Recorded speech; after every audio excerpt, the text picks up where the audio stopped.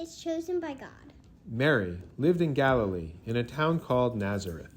She was engaged to a carpenter named Joseph. One day, an angel appeared before her.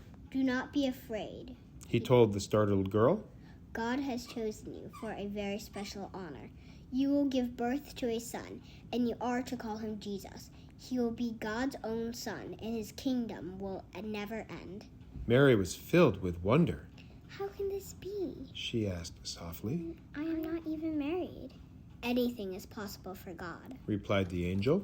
Mary bowed her head humbly, saying, It will be as God wills it. Born in Bethlehem. Around this time, the emperor of Rome ordered a census. He wanted to make sure everyone paid their taxes.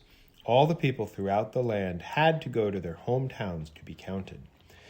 Joseph's family was descended from King David, so he and Mary had to travel to Bethlehem, where King David had been born.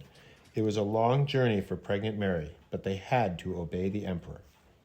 When Mary and Joseph finally arrived in Bethlehem, they were tired and wanted to find a room for the night. Mary's baby would be born to be. But the town was filled with people, for many had come to Bethlehem to be counted. Joseph and Mary could not find a place to stay. There were no empty rooms for guests, but Joseph and Mary finally found a place to spend the night. It was a room where animals were kept. There in Bethlehem, Mary's baby boy was born. She wrapped him in strips of cloth and laid him gently on clean straw in a manger. Mary and Joseph looked down and saw their son with joy. They named him Jesus, just as the angel had said. God's own son had been born into the world. The shepherds on the hillside. That same night, some shepherds were keeping watch over their flocks in the hills above Bethlehem. Suddenly, the sky was filled with a blinding light. As the shepherds fell to the ground in fear, an angel spoke to them. Do not be afraid. I bring you good news.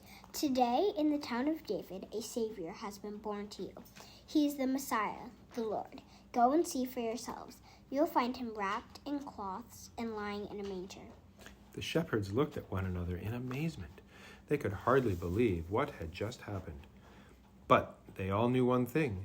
They simply had to go to Bethlehem to see this baby with their own eyes. The shepherds made sure that the sheep were safe and then hurried to Bethlehem as fast as they could. They made their way to the stable, and there they found the baby lying in the manger just as they had been told. Filled with wonder and awe, the shepherds fell to their knees before the tiny baby boy who would change the world forever.